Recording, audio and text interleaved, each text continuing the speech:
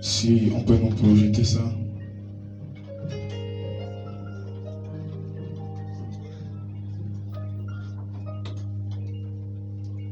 Le passage de l'autre jour, c'était Romains chapitre 5, à partir du verset 10. Il est écrit: car si lorsque nous étions ennemis, nous avons été réconciliés avec Dieu, serons-nous sauvés par sa vie? Reprends un peu, reviens. Car si lorsque nous étions ennemis, nous avons été réconciliés avec Dieu par la mort de son Fils, à plus forte raison, étant réconciliés, serons-nous sauvés par sa vie. Et non seulement cela, mais encore nous glorifions en Dieu par notre Seigneur Jésus-Christ, par qui maintenant nous avons obtenu la réconciliation. 2 Corinthiens, le chapitre 5.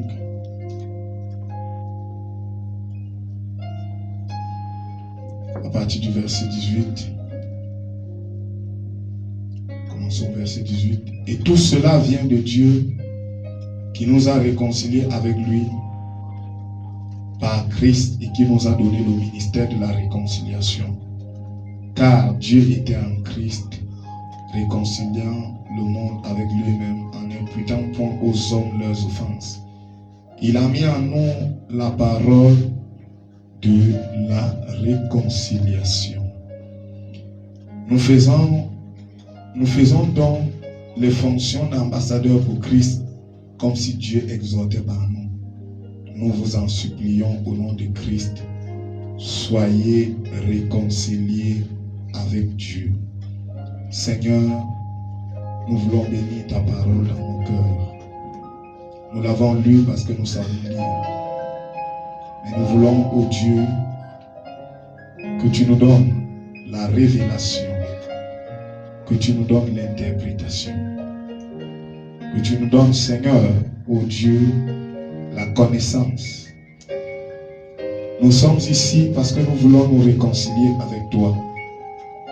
Et nous te prions, ô Dieu, de ne pas laisser que cette fin d'année finisse sans que chacun se soit réellement réconcilié avec toi pour une nouvelle vie en Jésus-Christ. Seigneur, bénis ce moment que nous passons dans ta présence. Au nom de Jésus-Christ, nous avons prié. Amen. Veuillez vous asseoir, que Dieu vous bénisse. Amen. Pensez à la sœur Fariel qui s'est déplacée pour Douala dans le cadre du service, afin que le Seigneur l'accompagne et la ramène en paix. Que Dieu vous bénisse. La réconciliation avec Dieu, c'est ce que nous avons besoin. Amen. L'apôtre Paul dit: nous vous en supplions, soyez réconciliés. Nous vous en supplions, au nom de Christ, soyez réconciliés avec Dieu. Amen. L'apôtre Paul sait que la réconciliation est incontournable. La réconciliation est capitale. La réconciliation avec Dieu est primordiale. La réconciliation, c'est la chose dont tu as besoin pour avancer. La réconciliation, c'est ce qu'il te faut pour évoluer dans ta foi, pour évoluer dans ta vie. Comme je te l'ai dit, Dieu est incontournable dans ta vie. Amen. C'est pas possible que tu vives sans Dieu. Tu ne peux pas vivre sans Dieu. Un homme qui vit sans Dieu, c'est un homme mort. Une femme qui vit sans Dieu, c'est une femme morte. Amen. Alors, rester éloigné de Dieu, c'est rester dans la mort. Alléluia. C'est la raison pour laquelle nous avons besoin de la réconciliation. C'est la raison pour laquelle tu as besoin d'être réconcilié avec Dieu. Amen. Alléluia. Le diable t'a fait croire que tu pouvais t'en sortir seul. Mais je veux te dire que Satan est un menteur. Alléluia. Satan est un menteur. Parce que le but principal de Satan a toujours été de sortir les fils de Dieu de la présence de Dieu. A toujours été de briser la communion qu'il y a entre les fils de Dieu et Dieu. Alléluia. À chaque fois que la communion est brisée entre toi et Dieu, c'est une victoire que tu accordes à Satan. À chaque fois que entre toi et Dieu, il n'y a plus cette relation intime, il n'y a plus cette parfaite harmonie, il n'y a plus cette parfaite communion, c'est la victoire que tu as accordée à Satan. Et Satan se réjouit parce que Satan n'est pas content. Lorsque Dieu et toi vous marchez ensemble, Satan n'est pas content. Lorsque tu peux prier et Dieu écoute ta prière, Satan n'est pas content. Lorsque tu peux invoquer le nom du Seigneur et il descend, Satan n'est pas content. Alléluia. De cette communion, de cette relation étroite qu'il y a entre toi et Dieu, il n'est pas content de ça. Je veux même te dire, Satan n'est pas content de la vie de prière que tu mènes. Parce que cette vie de prière, le même mal à l'aise, t'empêche d'agir dans ta vie. Cette vie de prière empêche les ténèbres d'agir dans ta vie. Alléluia. Satan n'est pas content du fait que tu sois sous le sang. Parce que aussi longtemps que tu es sous le sang, il ne peut pas te toucher. Aussi longtemps que tu es sous la protection divine, Satan ne peut. C'est qu'à ce moment-là, Dieu est déjà à des dizaines de kilomètres que toi. Dieu n'est plus là. Alléluia. Est-ce qu'on peut dire amen? Amen. Dieu n'est plus là. Dieu ne traite plus avec toi. Et tu es exposé à tout péché. Parce que le but de Satan, alléluia, c'est de t'introduire dans le péché. La finalité de Satan, c'est de te mener au péché. Et le péché, c'est la mort. Le salaire du péché, c'est la mort. Alléluia. La fin et la finalité du péché, c'est la mort. Alléluia. Et quand tu es mort spirituellement, il n'y a plus de part entre toi et Dieu. Il n'y a plus de communion entre toi et Dieu. Cette communion est brisée. C'est la raison pour laquelle il te faut absolument la réconciliation avec Dieu. Est-ce qu'on peut dire amen? Amen. Est-ce qu'on peut dire amen? Amen. Dieu a fait sa part. Alléluia. Dieu a déjà fait sa part.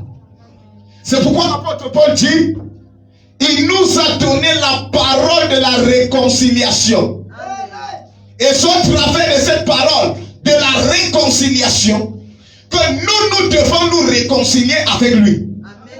Alléluia. Il a versé son sang à la croix. C'était pour la réconciliation. Et c'est au travers de ce sang versé que toi tu dois te réconcilier avec lui. Donc le problème de la réconciliation ne se trouve plus chez Dieu. Parce que Dieu a déjà fait sa part. Mais le problème de la réconciliation avec Dieu se trouve à ton niveau. Parce que toi aussi, tu dois faire ta part. Est-ce que c'est amen? Tu dois te réconcilier avec Dieu. Amen. Alléluia. Dieu lui t'a déjà tendu la main. Et depuis ce programme, il te tend la main. Depuis cette prédication, il te tend la main. Et il te dit, ma fille, mon fils, reviens à moi. Alléluia. Il te dit, la condition dans laquelle tu te trouves n'est pas une bonne condition. La condition dans laquelle tu te trouves ne peut pas opérer ton miracle. La condition dans laquelle tu te trouves empêche la relation qui a fait entre toi et moi. La condition dans laquelle tu te trouves empêche la présence de Dieu. Cette condition de péché. Mais Dieu te dit encore ce soir, cette condition, reviens, viens te réconcilier. Est-ce que quelqu'un peut dire amen? Dieu ne te connaît pas dans cette condition. Parce que la Bible dit, Dieu ne connaît qu'Israël dans sa patrie. Et la patrie d'Israël, c'est la parole. En dehors de la parole, Dieu ne te connaît pas. En dehors de la parole, Dieu ne traite pas avec toi. En dehors de la parole, Dieu n'exauce pas tes prières. En dehors de la parole, Dieu ne peut pas te visiter. Israël est béni uniquement dans sa patrie. Et la patrie d'Israël, c'est Canaan. Le pays où coule le lait et le miel. Le pays où il y a la bénédiction. Le pays où il y a la gloire de Dieu. Et tu as quitté Canaan. Tu es allé en Égypte. Alléluia. Et l'Égypte, c'est le monde. Bien que tu sois à l'église, mais tu es dans le monde. Alléluia. Ton esprit est dans le monde. Ton corps est à l'église. Parce que le pasteur va te chercher. Écoute-moi bien. Si tu fais la foi, parce que le pasteur va te chercher, tu ne t'es pas encore réconcilié avec Dieu. Si tu fais la foi, parce que le pasteur va demander après toi, c'est la preuve qu'il n'y a encore rien au fond de toi. C'est la preuve que tu n'es pas encore converti. Si tu fais la foi pour faire plaisir, c'est la preuve que le Saint-Esprit n'est pas encore en toi. Et tu as besoin de la réconciliation. Est-ce qu'on peut dire amen? Est-ce qu'on peut dire amen? Est-ce qu'on peut dire amen? Si tu fais la foi, alléluia, parce que le pasteur va te demander, tu n'es pas encore converti. Tu n'es pas encore né de nouveau. Est-ce qu'on peut dire amen? Nous sommes ensemble. Tu n'es pas encore né de nouveau. Alléluia. Regardez-moi ici. Regardez-moi ici. Laissez la sœur. Amen. Je dis, Israël ne peut être béni que dans sa patrie. Israël ne peut être que béni dans sa patrie. Dieu a un lieu de bénédiction pour toi. Et le lieu de bénédiction pour Dieu, c'est dans sa présence. Et sa présence se trouve là où il y a sa parole. Où il n'y a pas sa parole, sa présence n'est pas là. Parce que c'est la parole de Dieu qui attire la présence de Dieu. S'il n'y a pas la parole de Dieu quelque part, Dieu n'est pas là. Je parle de la véritable parole. Pas n'importe quelle parole. Alléluia. Et lorsqu'il y a cette véritable parole, alors la présence de Dieu est là. Et si la présence de Dieu est là, alors la réconciliation est possible. Amen. Est-ce qu'on peut dire amen? C'est la raison pour laquelle tu dois t'arrêter un peu et te poser la question. Depuis que je suis à Joseph Perfection, depuis que je suis à JPT, est-ce que je sais réellement Dieu? Est-ce que je sais réellement Dieu? Est-ce que je suis réellement accroché? Est-ce qu'on peut dire amen? Est-ce que je suis réellement accroché? J'ai laissé les choses du monde. J'ai laissé la vie du monde. J'ai dit je vais me baptiser. Je vais servir Dieu. Je vais même commencer à servir Dieu. Alléluia. Mais j'ai réalisé à un moment que le fondement n'est pas bon. Parce qu'une maison qui est bâtie sur un mauvais fondement, quand les femmes vont venir, venir, les femmes vont secouer cela. Mais une maison qui est bâtie sur le bon fondement, qu'il pleuve, qu'il neige, qu'il y ait des femmes, aucune femme ne va bouger cela. Si tu réalises que ta foi fait comme ça, alléluia, si tu réalises que ta foi dandine encore, ça veut dire que le fondement n'est pas solide. Et si le fondement n'est pas solide, tu as besoin de tout recommencer et revenir au ministère de la réconciliation. Parce que la réconciliation est encore possible.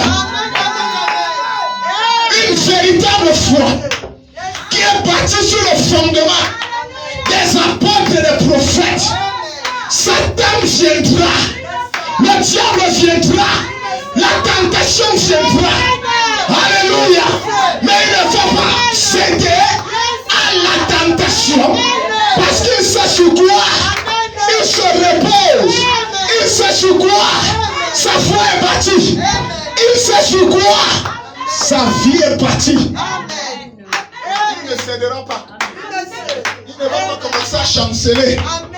Non, vraiment, Dieu même pense que Dieu même sait que je suis encore faible. Dieu ne sait rien. La chose que Dieu sait, c'est sa parole. Et aussi longtemps que tu n'es pas sur la parole, Dieu ne te connaît pas. Est-ce qu'on peut dire amen? Tu es avec moi? Il me faut la réconciliation. Dis avec moi, il me faut la réconciliation. La réconciliation est incontournable. Alléluia. Oui, monsieur. Amen. La réconciliation est incontournable. Observe le zèle que tu avais au départ. Où est passé ce zèle? Hein? Est-ce qu'on peut dire amen? Amen. L'engouement que tu avais au départ. Où est-ce que cela est passé? Amen. Alléluia. La flamme qui bouillonnait dans ton cœur. Où est-ce que cela est passé? Frère Madame dit, l'amour de Dieu chaque jour se renouvelle dans mon cœur et devient encore plus fort. Si l'amour de Dieu chaque jour ne se renouvelle pas dans ton cœur, et s'il ne devient pas plus fort, ça veut dire qu'il n'y a même pas à la base cet amour de Dieu. C'est qu'au départ, c'était une émotion. Mais nous ne venons pas ici sur la base des émotions. Alléluia. Parce que l'émotion va te ramener sur terre. Lorsque tu bâtis ta foi sur la base des émotions. Alléluia. Lorsque les réalités de la foi vont te rattraper, ça va prouver que tu étais sur la base de l'émotion. C'est la raison pour laquelle vous devez bâtir votre foi sur la base de l'onction, pas sur la base d'une émotion. L'émotion va s'arrêter. L'émotion va s'arrêter. Parce que quand tu commences avec l'émotion, aujourd'hui Jésus est bon. Aujourd'hui tu acclames. Aujourd'hui c'est les cantiques. Aujourd'hui c'est les louanges. Aujourd'hui c'est les danseurs ici devant. Mais le jour que les réalités commencent, alléluia, le jour que les problèmes commencent, le jour que les situations commencent, amen, vous vous posez la question, est-ce que c'est encore cette soeur d'hier qui disait Jésus est bon? Est-ce que c'est encore ce frère d'hier qui disait Jésus est bon? Mais lorsque ta foi est bâtie sur l'onction, qu'il pleuve, qu'il neige, Jésus est bon. Que tu manges, que tu ne manges pas, Jésus est bon. Que tu sois marié ou pas, Jésus est bon. Que tu aies l'argent ou pas, Jésus est bon. Que tu aies un poste de travail ou pas, Jésus est bon. Que tu aies réussi ou pas, Jésus est bon.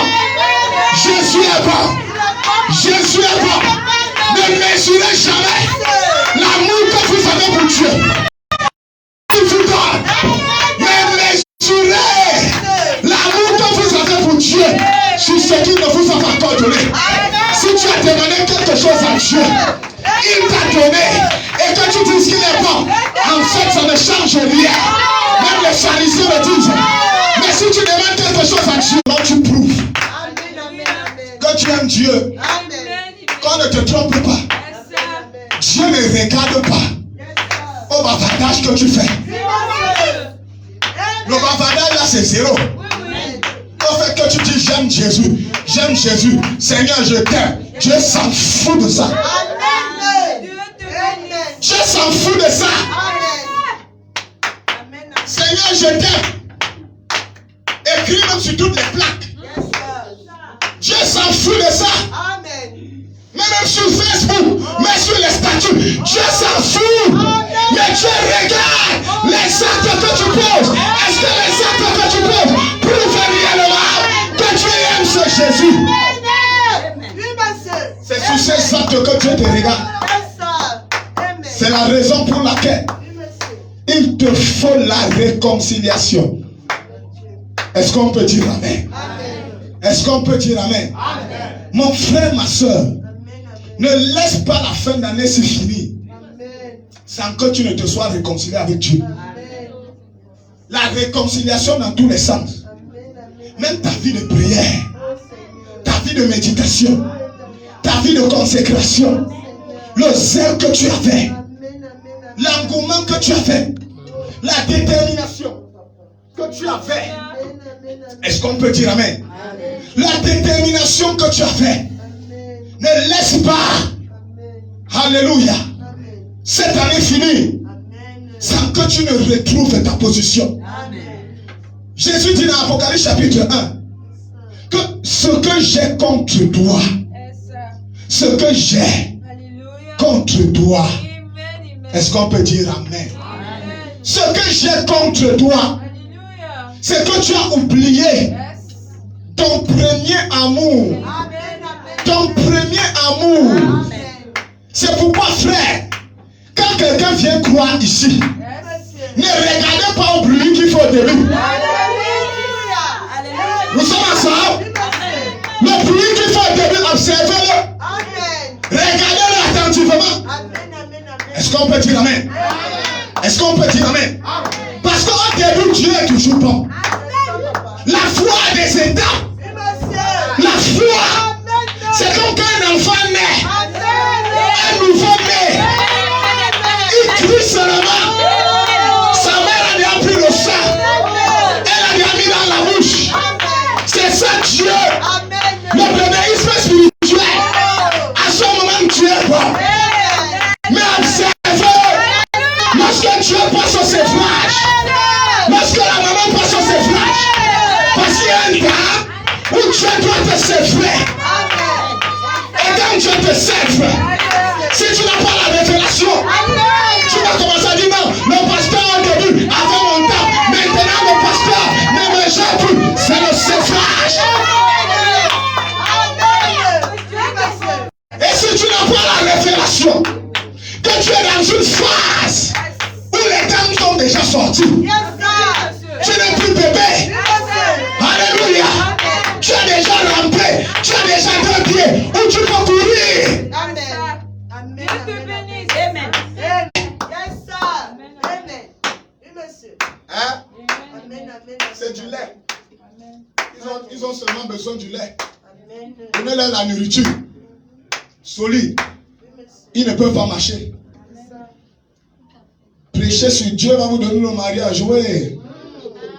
Dieu va vous donner, va vous envoyer en Europe sans passer par l'ambassade. Oui. Alléluia. Dieu va vous rendre milliardaire. Oui. Mais dites-leur aussi que Dieu a besoin que tu te réconcilies avec lui.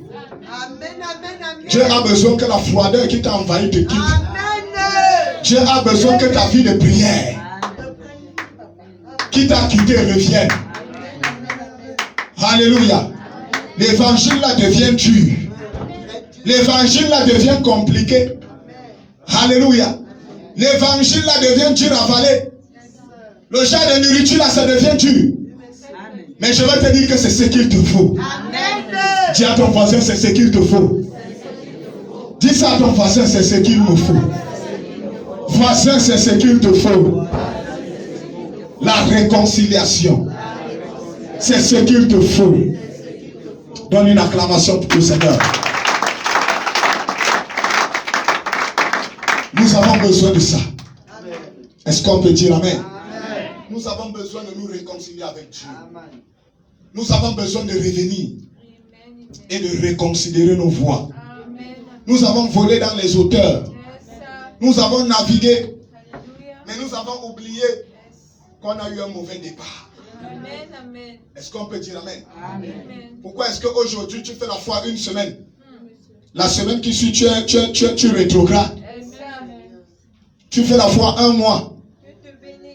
On te voit tous les jours à l'église. Le mois suivant, te voilà dans les choses du monde. Parce que le fondement n'est pas bon. Parce que le fondement est raté.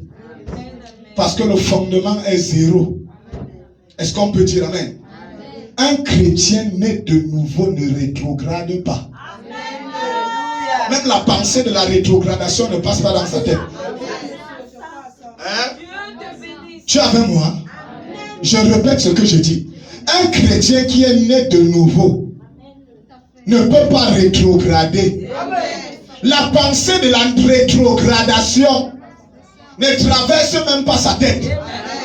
Au moment où tu commences à penser que tu vas rétrograder, vérifie d'abord ta nouvelle naissance.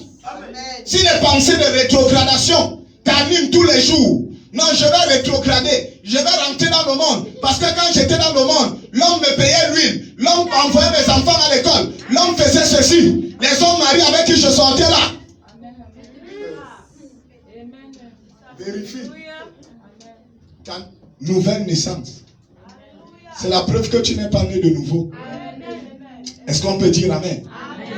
Parce qu'un homme qui est né de nouveau, une femme qui est née de nouveau, c'est une femme vendue à Christ. Elle a vendu son âme à Christ. Elle n'a plus de vie. Sa vie sur la terre, c'est le Seigneur. Sa vie sur terre, c'est Jésus. Demandez-lui une vie. Elle va vous dire, je n'ai pas de vie. Ma vie, c'est Jésus. Dis-lui, mais toi, tu ne vis pas comme les autres. Je n'ai pas de vie. Parce que ma vie, c'est le Seigneur Jésus-Christ. Il a pris le contrôle de ma vie. Je n'ai plus de vie. C'est lui qui décide dans ma vie. Si je monte, c'est lui. Si je descends, c'est lui. Si je vais à gauche, c'est lui. Si je vais à droite, c'est lui. Mes choix, ce ne sont plus mes choix. Ce sont ses choix. L'homme que j'épouse, ce n'est pas moi qui l'ai choisi, mais c'est Dieu lui-même qui l'a choisi. Alléluia. Tout ce que je fais, ce n'est pas moi-même, mais c'est Dieu qui le fait. C'est Dieu qui choisit cela pour moi. C'est ça une femme qui est née de nouveau. C'est ça un homme qui est né de nouveau. Et qui est réconcilié avec Dieu. Est-ce qu'on peut dire amen? Mais une femme qui n'est pas née de nouveau, un homme qui n'est pas né de nouveau, va marcher avec le charnel. Va voir les choses charnellement. Alléluia. Va voir les choses d'une manière charnelle.